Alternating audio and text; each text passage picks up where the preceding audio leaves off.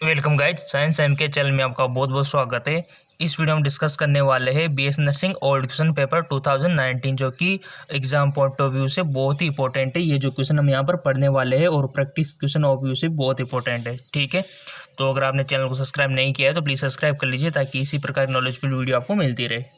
सो यहाँ पर हमारा पहला क्वेश्चन है कि जो पेट की गैस्ट्रिक कोशिकाएं होती है हाइड्रोक्लोरिक एसिड यानी कि HCl और आंतरिक कार का स्राव करती है। ये तो इन्होंने क्लियर कर दिया, बट ये पूछ रहा है कि कौन सी सेल करती है। Cell of the stomach gastric which secrete hydrochloric acid and इंसेटिक फैक्टर। सो सिंपल, यहाँ पर जो दिया हुआ है आपने पढ़ा होगा। ये जो क्वेश्चन लिया गया है ये लिया गया है आपकी NCERT 11th की बुक से, बायोलॉजी की बुक से। ठीक है, तो इसका राइट ऑप्शन हो जाएगा कि पैराइटल सेल। ठीक है, पैराइटल सेल है। और ये जो क्वेश्चन है स्टूडेंट, ये मैंने 2018 में इस 18 में करवाया था प्रैक्टिस क्वेश्चन, और ये डायरेक्ट क्वेश्चन आए गया देखो 2019 में। तो ऐसे क्वेश्चन बनते हैं। ठीक है, इसका राइट ऑप्शन हो जाएगा कि अगर किसी को हिंदी में समझ नहीं आता जी कि पार्श्व कोशिका क्या होती है, तो आपको इंग्लिश में भी दिया जाएगा, वहाँ पर इंग्लिश का सारा आप ले सकते हो। ठीक है, और ये डाइजेस्टिव सिस्टम से लिया गया क्वेश्चन है। चलते आगे, अगला क्वेश्चन है आपका कि क्लोराइड शिफ्ट के दौरान आरबीसी की विद्युत तटस्थता को कौन बनाए रखता है।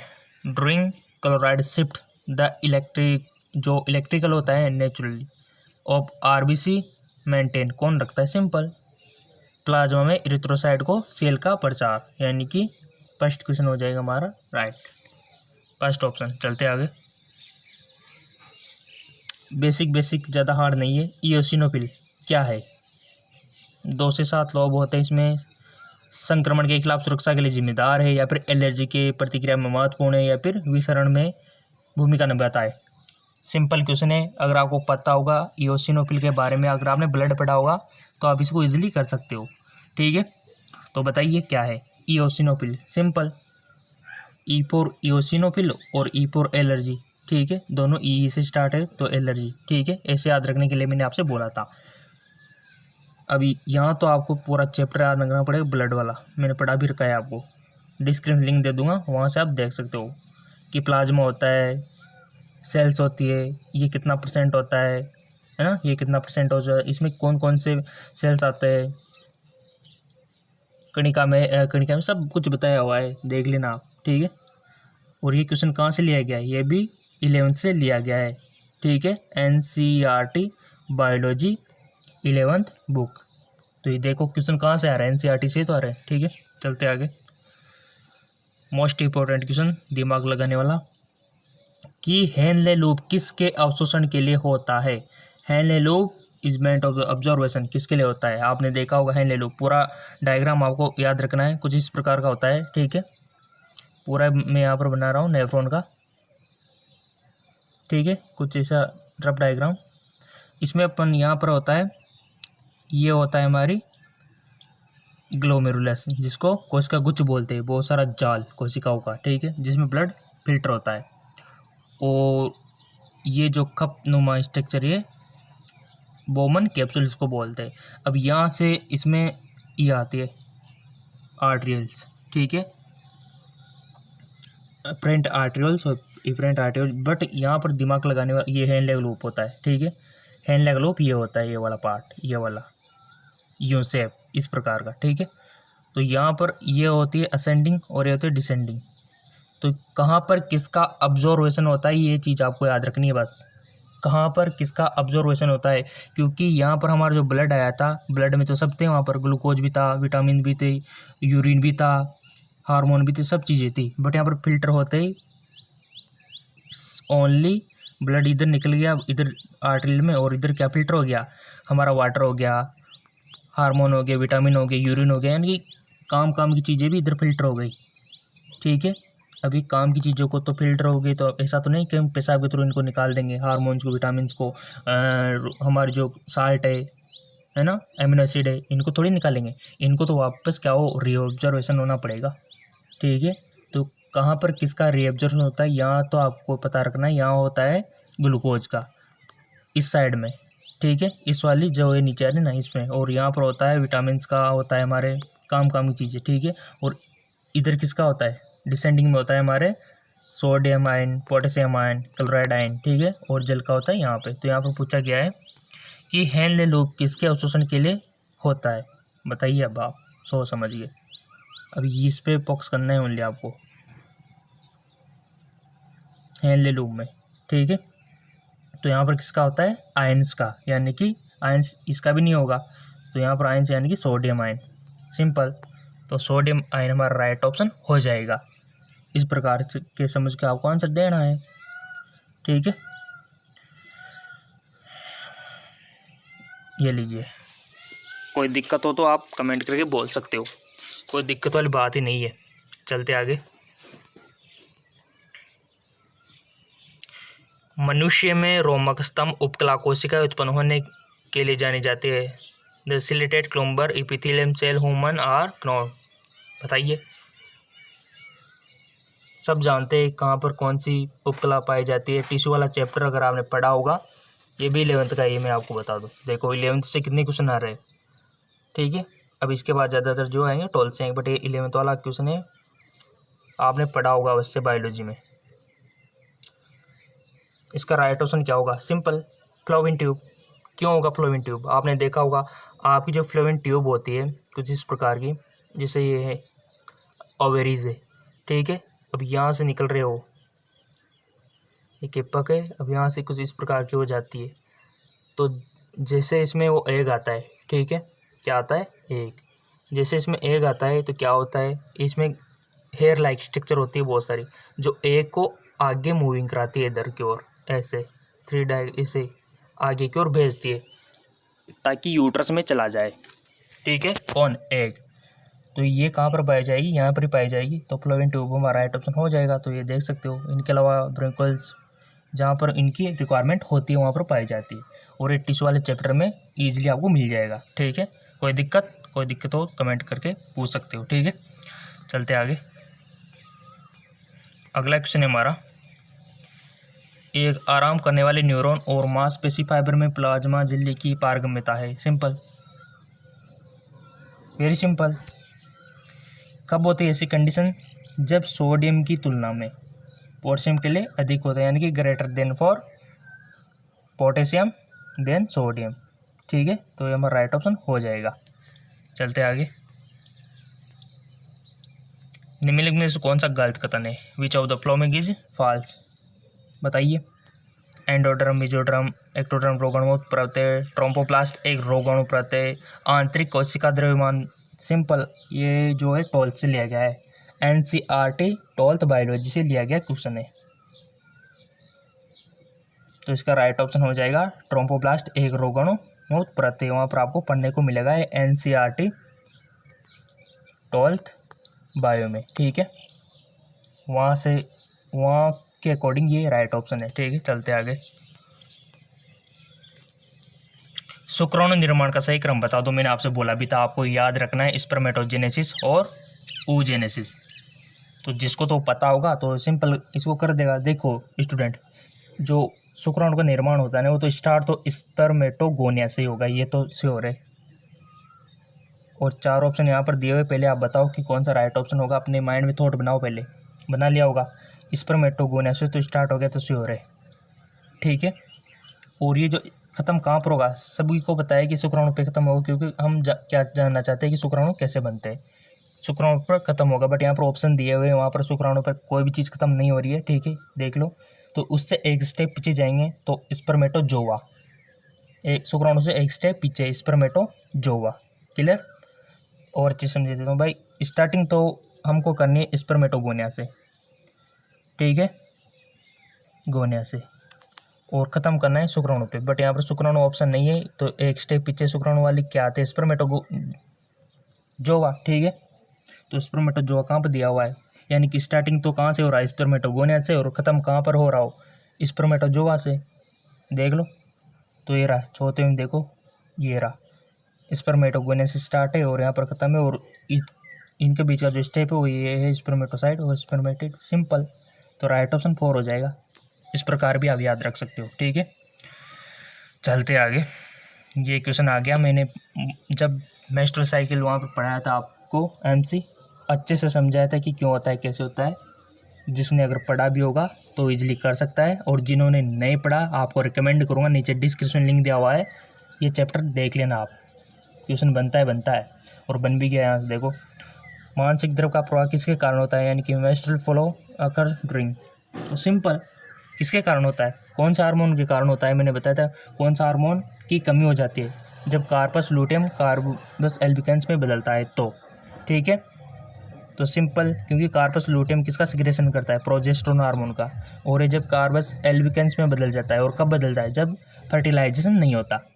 तो फिर क्या होता है, प्रोजेस्टेरोन का यहाँ तो ये खतरनाक सिक्रेशन कर रहा था जम के, बट फर्टिलाइजेशन नहीं हुआ तो कुछ ये इसमें चेंज हो गया, कार्पस एल्बिकेंस सफ़ेद लाइक स्ट्रक्चर में, वाइट स्ट्रक्चर में। तो प्रोजेस्टेरोन हार्मोन का सिक्रेशन तो बंद हो गया, क्योंकि ये नष्ट हो गया। ठीक है, और उधर जो एंडोमेट्रियम लेयर थी यूट्रस की, वो ब्रेक डाउन होके वेजाइना के थ्रू, ब्लड के थ्रू बाहर निकलने लग गई। तो सिंपल, कमी किसकी हुई, प्रोजेस्टेरोन हार्मोन की। तो right option progesterone hormone, simple. ठीक है, और वो जो डायग्राम मैंने अच्छे से आपको समझाया था, ऐसे ग्राफ थी उसमें। ठीक है, वो आपको अच्छे से देख लेना है। कुछ नहीं, आप तो नीचे डिस्क्रिप्शन लिंक दिया हुआ है, उसको देख लेना वीडियो को। चलते आगे, ताकि आपको अच्छे से समझ में आ जाए। निम्नलिखित में से कौन सा जो प्लेसेंटा है उसका कार्य नहीं है, यानी कि आपको पता हुआ होना चाहिए कि प्लेसेंटा का वृक्क क्या है, और मैंने वहाँ पर बताया भी था कि इसका क्या काम होता है। ठीक है, प्लेसेंटा क्या होता है पहले तो ये समझो। देखिए, जो इसे स्ट्रक्चर होती है इसकी, पहले तो गोल वाला पार्ट होता है बहुत सारा, और इससे निकलते रहते हैं इस प्रकार के स्ट्रक्चर, इस प्रकार की लंबी होती है, 1 मीटर लंबी। तो ये जो पार्ट है ना, ये होता है प्लेसेंटा। बहुत सारे इसको समझ लेते हैं लंबी स्ट्रक्चर, वो नहीं होती, ये गोल पार्ट ये होता है। ये इस पार्ट को हम प्लेसेंटा बोलते हैं, प्लेसेंटा। ठीक है, प्लेसेंटा। और अब आप सोच रहे होंगे ये लंबी स्ट्रक्चर क्या है, इसको बोलते हैं हम अम्बिलिकल कॉर्ड। ठीक है, तो इसका काम होता है, इस वाले का क्या काम होता है, अब ये मदर के यूट्रस में अटैच में होती है, और ये बच्चे के इधर बच्चा जुड़ा हुआ होता है। ठीक है, इधर बच्चा। तो इसका काम क्या होता है, तो इसका काम होता है कि भ्रूण को ऑक्सीजन देना, सिंपल। ये भी होता है एस्ट्रोजन का सिक्रेशन, बिल्कुल।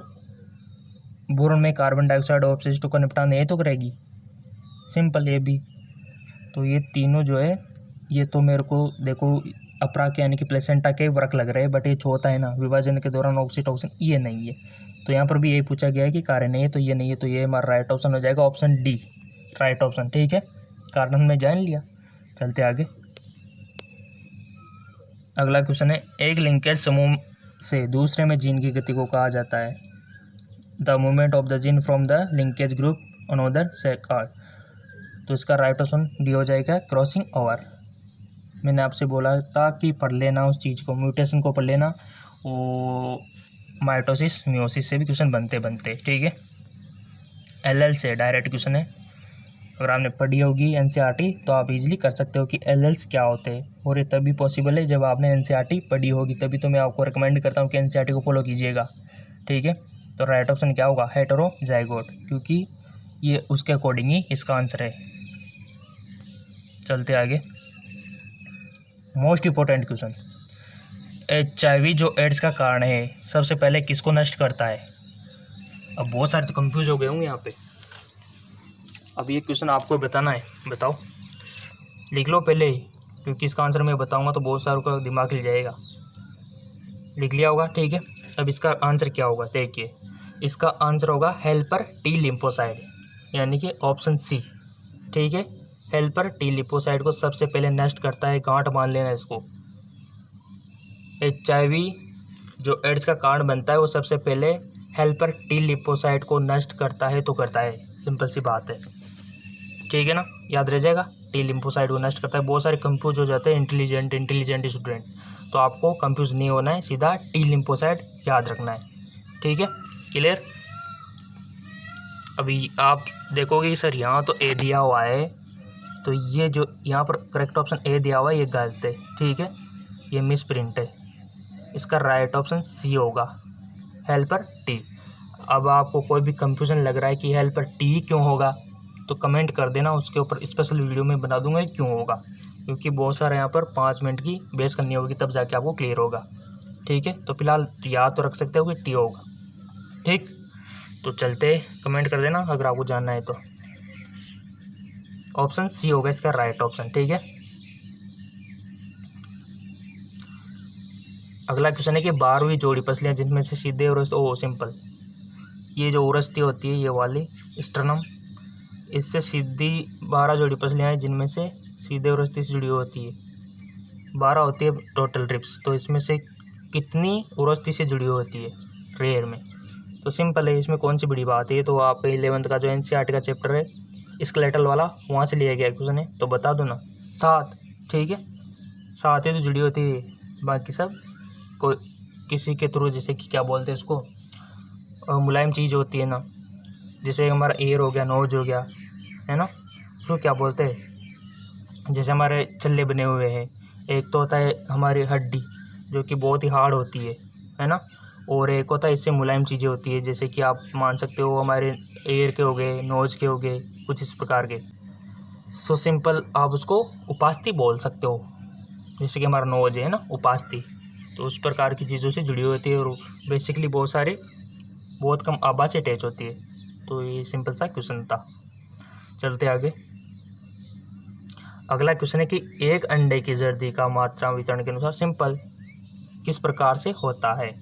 इसका आंसर होगा मीजोलिथिक और टीलोलिथिक। आपको अंडे की स्ट्रक्चर यानी कि एग्स में किस प्रकार डिवाइडेड होता है वो चीज़ आपको पता होना चाहिए।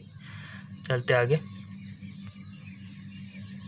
संतुलन से संबंधित संवेदक अंग के sense organ concentrate the with equal are, बताइए। 4 ऑप्शन है, तो इसका राइट ऑप्शन ये होता है इंटरनल एयर, ये तो सबको पता है। ठीक है, आंतरिक कान और एयर का फंक्शन आपको पता होना चाहिए, सुनना ही नहीं है, जबकि बॉडी का बैलेंस भी बनाना है एयर का काम। ठीक है, बहुत सारे सोचते होंगे कि हमारा जो कान है ना इसका वर्क केवल सुनना है, नहीं, सुनना तो है ही सही, इसके अलावा हमारी बॉडी का बैलेंस भी बनाना है। ठीक है, चलते आगे, उच्च मृत्यु दर के लिए जनसंख्या में तेजी से गिरावट, सिंपल जनसंख्या क्राइसिस। ठीक है, ये हमारा राइट ऑप्शन हो जाएगा। चलते आगे, अब इसको बहुत सीरियसली लेना है कि मधुमक्खियों के बीच श्रमिक है अमंग द हनी बीज वर्कर कौन है? नर और मादा दोनों, या फिर उभयलिंगी, बताइए। मधुमक्खियों के बीच श्रमिक कौन है? तो इसका राइट ऑप्शन हो जाएगा नर। ठीक है, श्रमिक ये होते हैं कि हार्ड वर्क यही करेंगे, मादा तो नहीं करेगी। ठीक है, तो क्योंकि मेल ही करेंगे, आपको पता है कि इसमें थोड़ा वर्क करने की क्षमता होती है, तो इसका राइट ऑप्शन मेल ही होगा। ठीक है, तो ये हमारा पार्ट फर्स्ट कंप्लीट है, इसका पार्ट सेकंड जल्दी आपको मिल जाएगा। चैनल सब्सक्राइब करके आपने बेल आइकन पर प्रेस कर रखा होगा तो। ठीक है, और ऐसे ही क्वेश्चन आते हैं BS नर्सिंग में, जैसे कि आप देख पा रहे होंगे BS नर्सिंग क्वेश्चन ऐसे ही आते हैं। अब आपको क्या चीज़ हार्ड लगी इसमें? कुछ भी हार्ड नहीं है, अगर आप पढ़ोगे तो कुछ भी हार्ड नहीं है, कुछ भी ईजी है, सब कुछ आसान है। ठीक है, और ऐसे क्वेश्चन आते हैं, और यहाँ पर देख पा रहे होंगे दोनों लैंग्वेज का यूज किया हुआ है, इंग्लिश और हिंदी। ठीक है, और अच्छे से मैंने आपको समझा दिया है, ले लूप अच्छे समझा दिया, HIV एड्स में कौन सा वो आता है, किसको डिस्ट्रॉय करता है, ये चीज़ आपको याद रखनी है। तो कौन सी रिब्स कहाँ पर अटैच होती है, कितनी हड्डियाँ होती है हमारे बॉडी में, कौन कौन सी हमारे हेड में कितनी होती है, पैस में कितनी होती है, हमारे हथेलियों में कितनी होती है, सब चीज़ें आपको पता होना चाहिए बेसिकली। ठीक है, बेसिक नॉलेज है। स्पर्मेटोजेनेसिस, oogenesis मैंने आपसे बोला था, और वही क्वेश्चन यहाँ पर पूछे गए हैं, ऐसे क्वेश्चन ही आते हैं। ठीक है, तो बताओ क्या दिक्कत है, कमेंट करके आप बता सकते हो। ठीक है, और बहुत सारे और भी चाहिए तो नीचे डिस्क्रिप्शन लिंक दिया हुआ है, वहाँ से आप अदर MCQs भी देख सकते हो, नीचे डिस्क्रिप्शन लिंक है। ठीक है, तो ये हमने पार्ट फर्स्ट यहाँ पर कर लिया, अब नेक्स्ट हमारा पार्ट 2 रहेगा। ठीक है, इसमें भी कर लेते बट ये लंबा हो जाता फिर, तो कोई भी दिक्कत हो तो कमेंट कीजिए, आपके हर कमेंट का जवाब आपको मिलेगा, वीडियो के थ्रू मिलेगा। बट बहुत सारे सोचते होंगे कि लिख के, नहीं, वीडियो के थ्रू आपको आपके कमेंटों के जवाब मिलेंगे। ठीक है, तो कीजिए कमेंट और वीडियो के थ्रू उसका सोल्यूशन निकालेंगे।